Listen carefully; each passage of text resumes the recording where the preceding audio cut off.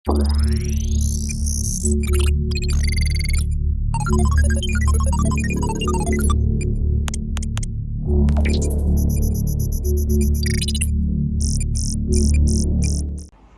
Budaya FM Radio Soro di Radio Bengkulu disiarkan langsung dari lantai 2 Gedung Auditorium Universitas Bengkulu. Assalamualaikum warahmatullahi wabarakatuh. Selamat siang ya buat Negeri Bengkulu dimanapun berada. Kali ini bakalan ditemenin bareng Neda dengan kamu. Dan ini adalah spesial talk show ya Negeri Bengkulu bareng seorang narasumber kita yang kece di siang hari ini ya.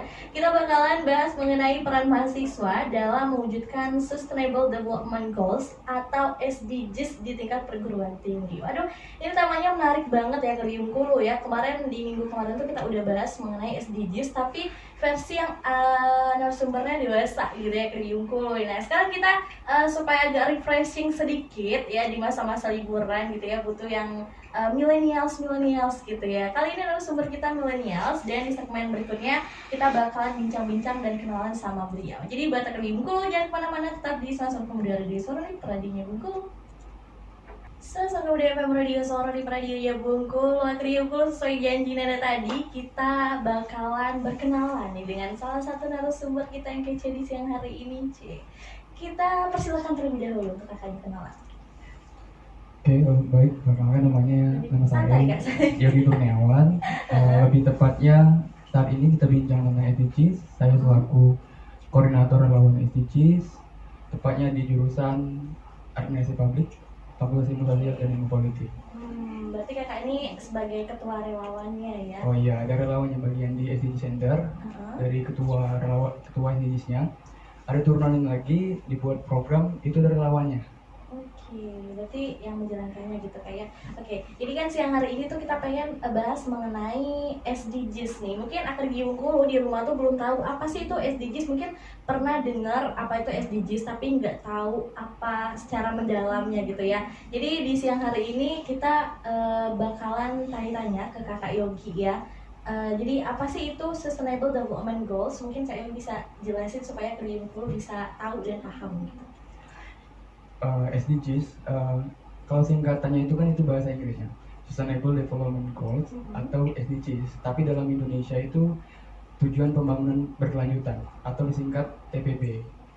Itu merupakan kesepakatan dari negara-negara seluruh dunia untuk melakukan pembangunan berkelanjutan. Bagaimana dari ada 17 goalnya, dari kemiskinan sampai kemitraan. Mungkin itu sebagai pengantarnya terlebih dahulu, karena kalau kita bahas tentang SDGs semuanya itu panjang. Dari poin 1 sampai 17 nggak bakal selesai dong. Iya, nanti bakal ngantuk ya jadi aku ya dengar ya. Apalagi ada 17 tujuan, terus ada juga 169 hal yang pengen dicapai dari hal ini ya. Dan juga buat Kak Yogi sendiri nih, sekarang kita bahas mengenai peran mahasiswa. Nah, menurut Kak Yogi sebagai mahasiswa, apa sih peran mahasiswa untuk SDGs itu sendiri?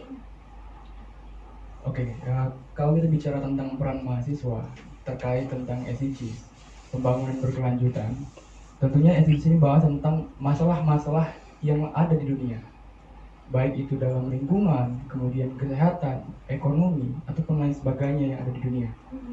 Tentunya peran penting, baik itu dari pemerintah maupun pihak akademisi.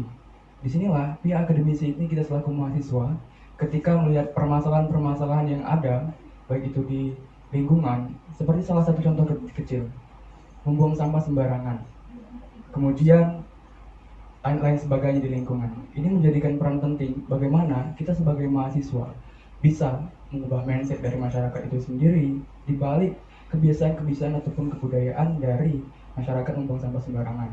Itu pertama menjadikan salah satu peran mahasiswa. Tentunya kalau kita kembalikan lagi di bidang pendidikan atau lain sebagainya di SDGs, tentunya ini menjadikan peran penting bagi mahasiswa untuk mewujudkan Sustainable Development Goal atau tujuan pembangunan berkelanjutan, bukan hanya pemerintah, tapi akademisi, terkhususnya mahasiswa secara garis untuk mendasarnya. Oke, berarti ternyata dengan hal-hal kecil nih Kak ya, seperti buang sampah tadi itu kita bisa menjadi contoh untuk kita generasi muda untuk membantu terwujudnya program SDGs gitu ya. Karena gitu kita selalu memikirkan hal yang besar gitu, tapi sebenarnya gak apa-apa sih ya mikirin hal besar, dan ternyata hal-hal kecil itu bisa juga membantu kita untuk mewujudkan program SDGs gitu Kak ya. Dan juga ini kalau misalnya dalam mewujudkan program SDGs itu pasti ada tantangan, nggak cuma mewujudkan program ini, dalam setiap hal tuh pasti ada tantangannya. Menurut Kakak sebagai mahasiswa, tantangan apa sih yang paling berat selama bergabung di SDGs ini? Kalau kita bicara tentang berat atau tidaknya, itu tergantung tentang komitmen kita. Karena kita bicara SDGs adalah komitmen, kemudian pemahaman kita terkait dengan SDGs. Nah, terkhususnya mahasiswa di Universitas Bengkulu sendiri, yang beberapa hal yang menjadi pengalaman kami bersama di relawan SDGs, kurangnya pengetahuan dari mahasiswa itu mengenai SDGs, sehingga mereka tidak tahu sebenarnya arah atau tujuan mereka ketika dibicarakan tentang SDGs. Padahal kalau mereka mengetahui apa itu SDGs, kegiatan-kegiatan yang ada dilakukan di tingkat hima, kemudian di tingkat fakultas ataupun universitas dan sebagainya, sebenarnya sudah mengarah di SDGs.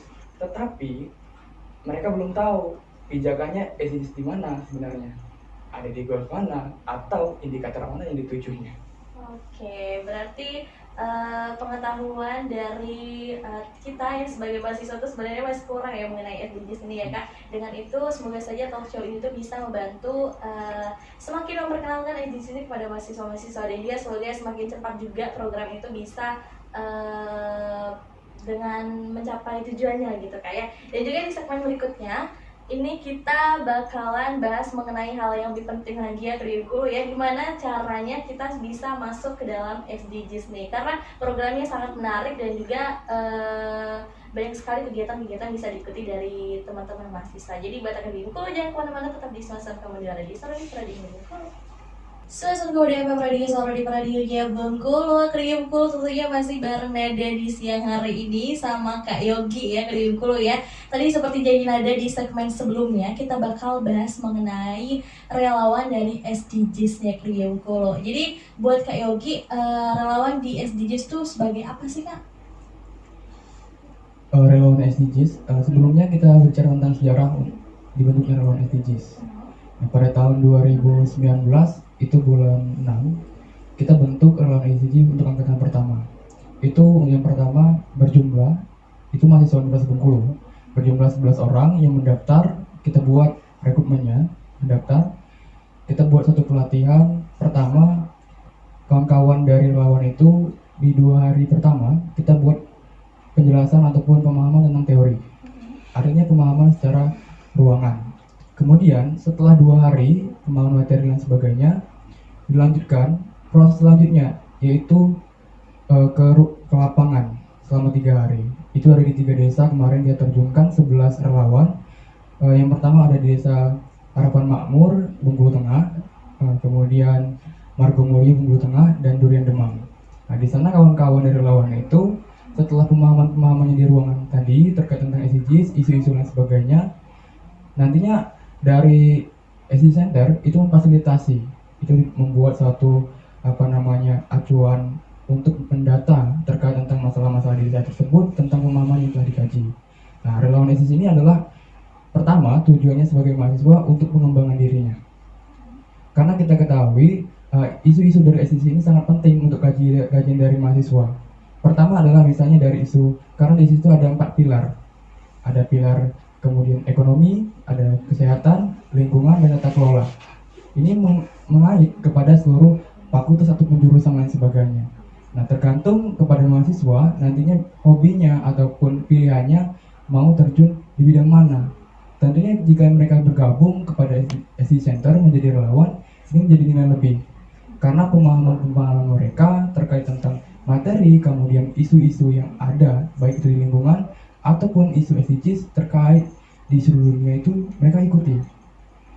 Berarti seleksinya cukup ketat ya, karena yang masuk di gelombang pertama tuh baru 11 gitu kayak. Dan kalau misalnya untuk di gelombang selanjutnya tuh kalau pengen daftar tuh adakah perubahan ataupun sama saja atau bagaimana Kak? Nah, sekarang ini kan kita ada 2 gelombang. Ya, gelombang pertama di bulan 6 2019. Kemudian di gelombang kedua itu di tahun 2019 juga, itu di bulan Desember, itu kurang lebih ada 20 mahasiswa yang ikut dari berbagai jurusan dan sebagainya. Tetapi pada gelombang 1 dan 2 ini tidak seutuhnya mahasiswa itu bertahan. Ada seleksi alam. Nah, sekarang itu kalau kita totalin kan dari 11, 20 kurang lebih sampai 30-an ya. Tapi yang bertahan kurang lebih 17 sampai saat ini. Nah, saat ini mungkin dari kawan-kawan dari SC Center kemudian relawan, kami ingin merekrut lagi relawan. Itu insya Allah akan dilaksanakan setelah kawan-kawan ataupun teman-teman adik tingkat yang selesai mendaftar jalur mandiri dinyatakan lulus, kita buka open rekrutmen lagi. Oke, nah tuh Batak Duyung Kulu ya, kalau pengen masuk SDGs itu insya Allah di habis pendaftaran mandiri nanti itu mereka bakal buka pendaftarannya. Jadi buat teman-teman nih kalau misalnya pengen daftar tuh bisa di via apa Kak? Nah, kalau kita itu punya website, kemudian Instagram, Facebook, dan akun YouTube. Nah, kawan-kawan itu bisa lihat di akun sosial media kita. Nah, pastinya ikuti terus. Kita bakal share informasi, kemudian berita-berita update tentang SDG Center. Oke, berarti buat kamu yang pengen ikut SDGs itu tetap pantangin aja Instagramnya, terus YouTube-nya, atau juga Facebooknya SDGs supaya kamu nggak ketinggalan informasi. Dan juga kalau misalnya mengenai relawan ya, kegiatannya relawan tuh kalau misalnya sudah, tadi kan masih seleksi nih Kak, seleksi aja udah kegiatannya udah sesibuk itu. Kalau misalnya sudah masuk ke dalam SDGs itu, kegiatannya tuh seperti apa aja Kak? Banyak sih relawan itu. Kalau kami rasakan itu pengalaman kami, setiap minggu bahkan setiap bulan kita punya kegiatan. Baik itu aksi bersih-bersih pantai, kita kan ada kerjasamanya dari relawan SDGs, kerjasama dari berbagai NGO, kemudian komunitas-komunitas yang ada di Bengkulu. Kita berkorelasi, berkolaborasi untuk sama-sama. Misalnya ada komunitas terkait tentang lingkungan, mau ngajak kita untuk partisipasi, kita ikut. Kemudian ada komunitas ataupun NGO mengadakan diskusi ataupun lain sebagainya terkait tentang ekonomi dan sebagainya, kita ikut. Artinya kalau kita bayangkan dari 1 sampai 17 semuanya ikut. Makanya dikatakan setiap minggu nggak ada kegiatan yang kosong. Nah, kalau program tersendiri dari relawan SDGs, itu program terbesar yang kami laksanakan ada 2 selama ini. Pertama adalah sekolah SDGs. Nah, sekolah SDGs ini kawan-kawan mahasiswa Universitas Bengkulu itu kita buat rekrutmen untuk mengikuti sekolah SDGs. Sekolah SDGs ini merupakan bagaimana mahasiswa belajar dari desa.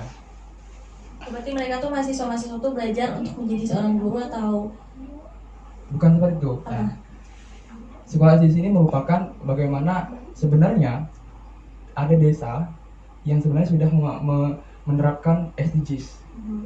Tetapi masyarakat desa itu tidak menyadari bahwa sebenarnya mereka sudah menerapkan kehidupan pola SDGs. Sehingga mahasiswa tadi yang belum memahami tentang konsep SDGs ataupun lain sebagainya, mereka belajar dari desa tersebut. Salah satu desanya yang pernah dijadikan percontohan adalah Desa Bandung Jaya di Kabupaten Kepahyang. Nah, desa itu menjadi desa percontohan karena kenapa? Pertama adalah tata kelola keuangan desanya menjadi nomor 1 se-Indonesia. Pernah dapat penghargaan dari Presiden Jokowi. Kemudian air di Desa Bandung Jaya itu kalau di Bengkulu kan pakai tutup keran atau lain sebagainya. Mereka itu nggak pakai tutup keran. Air setiap hari mengalir, nggak pakai keringan. Nah, bagaimana mereka mengolahnya? Dan yang paling ditekankan di sekolah SDGs kemarin itu di bulan Desember, desa tersebut dilarang membuang sampah sembarangan. 1 kali membuang sampah sembarangan denda 100.000. Ada di peraturan desanya. Berarti berpengaruh itu ya program SDGs itu di Desa Bandung Jaya tadi Kak ya, di Kepahyang ya. Dan juga untuk mahasiswanya sendiri kalau misalnya pengen ikut program itu tuh selain relawan, boleh nggak sih orang-orang dari luar selain relawan pengen ikut itu? Kalau yang sekolah SDGs itu kan seluruh mahasiswa Universitas Bengkulu pertama boleh ikut. Nah, tapi mungkin akan terus berkembang sekolah SDGs nanti, atau mungkin seluruh mahasiswa ataupun seluruh siswa yang ada di Provinsi Bengkulu boleh ikut dalam kegiatan untuk belajar mengenai sekolah SDGs tadi. Kalau sejauh ini tuh kalau misalnya pengen ikut program yang sekolah SDGs tuh ada persyaratan khusus nggak sih yang harus dipenuhi untuk bisa terjun di sana? Persyaratannya yang pertama adalah siap fisik. Nah, karena kurang lebih ya kegiatannya di sekolah SDGs itu 4 hari 3 malam. Nah, karena kondisinya kalau desa yang kemarin itu kondisinya suhunya 17. diingin. Pertama siap fisik, kemudian komitmennya juga, kemudian persiapan dari segi materi ataupun lain sebagainya perlu dipersiapkan. Nah, terkait kemudian program kedua ya, yang besar yang diadakan oleh Lawan SDGs, kemarin di bulan Januari kita ngundang kurang lebih 15 universitas se-Indonesia datang ke Universitas Bengkulu. Itu dalam acara lomba esai nasional dan SDGs Youth Conference. Apa tuh lomba? Kegiatannya bagaimana tuh? Nah, kalau lomba esai nasional itu kan mereka membuatkan karya tulis dikirim kita buat satu perlombaan.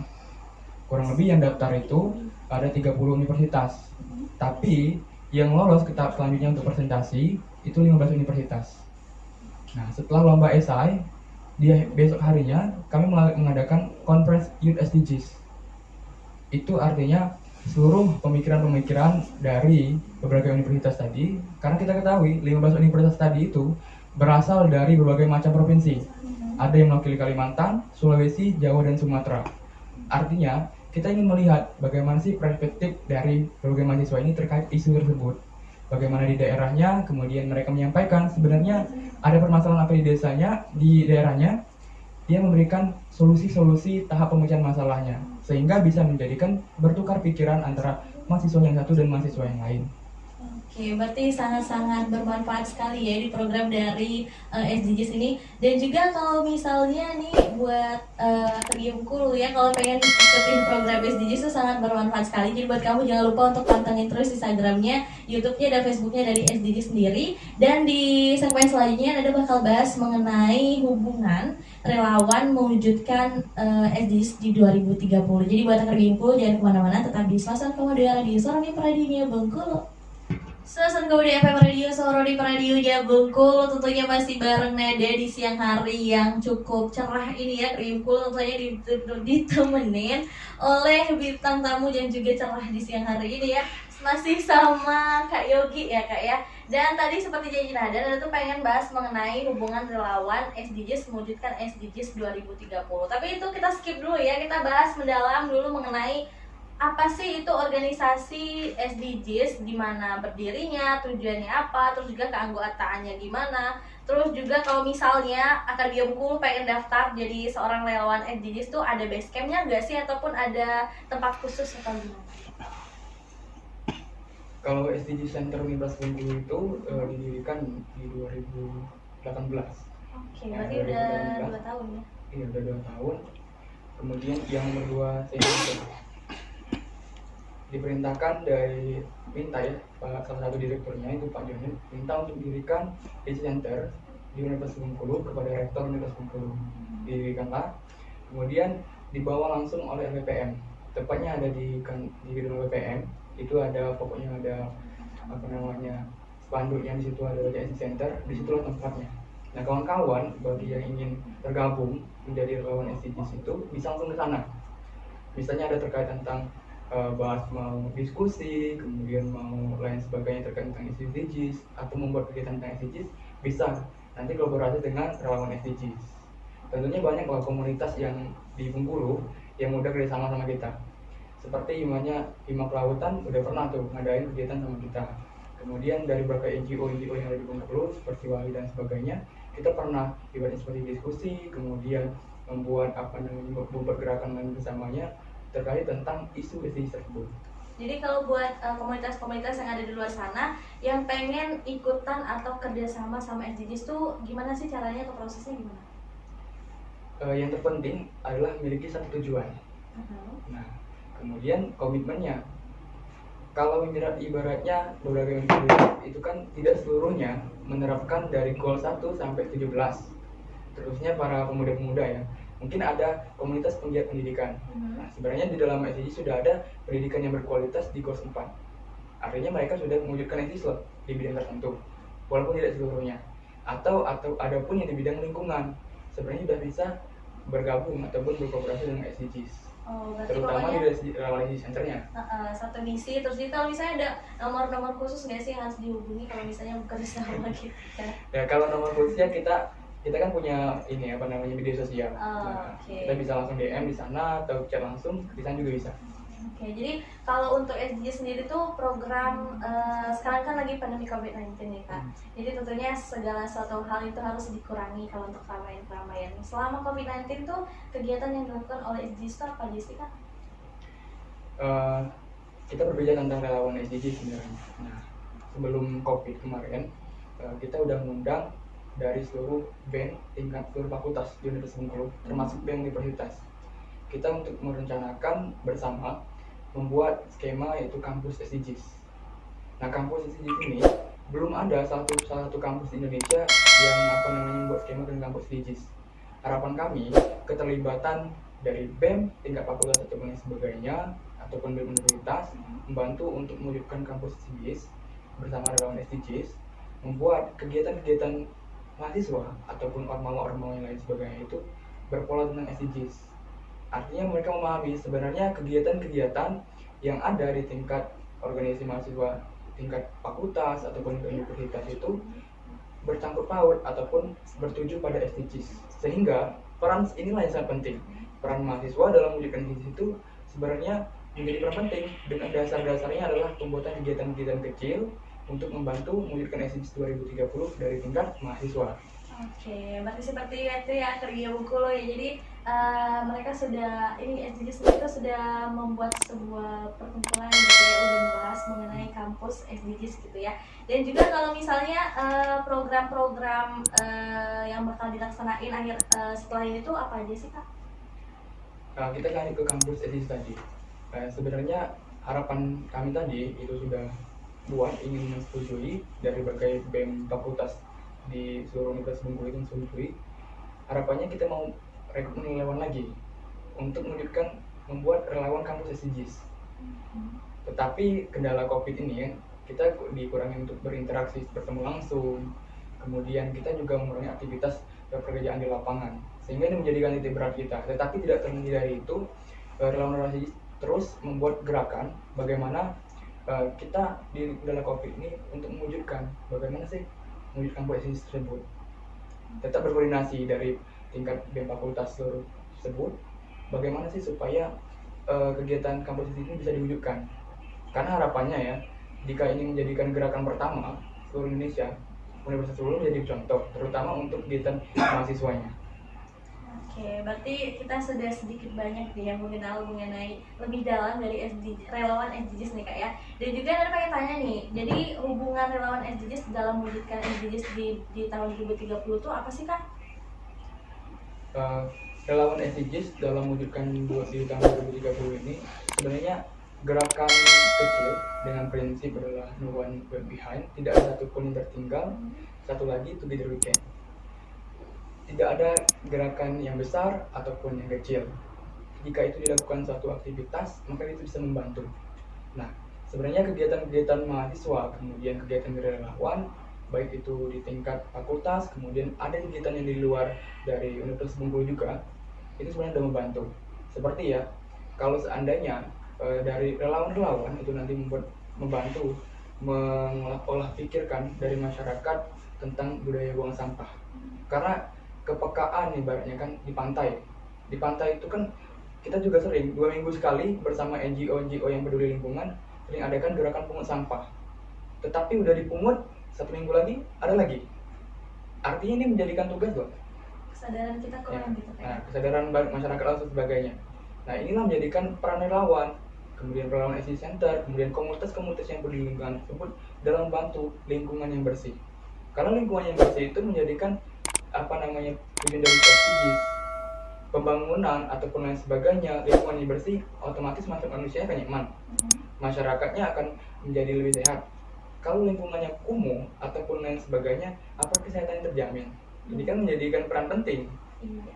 Nah, jadi itu ya Kriukulu ya, peran dari relawan SDGs ini terhadap tercapainya tujuan dari SDGs itu sendiri. Nah, buat Kak Yogi ini mungkin ada harapan-harapan atau kata-kata yang disampaikan untuk Akademi Bengkulu atau mahasiswa-mahasiswa yang ada di luar sana supaya bisa mengikuti atau juga menjalankan program-program dari SDGs ini.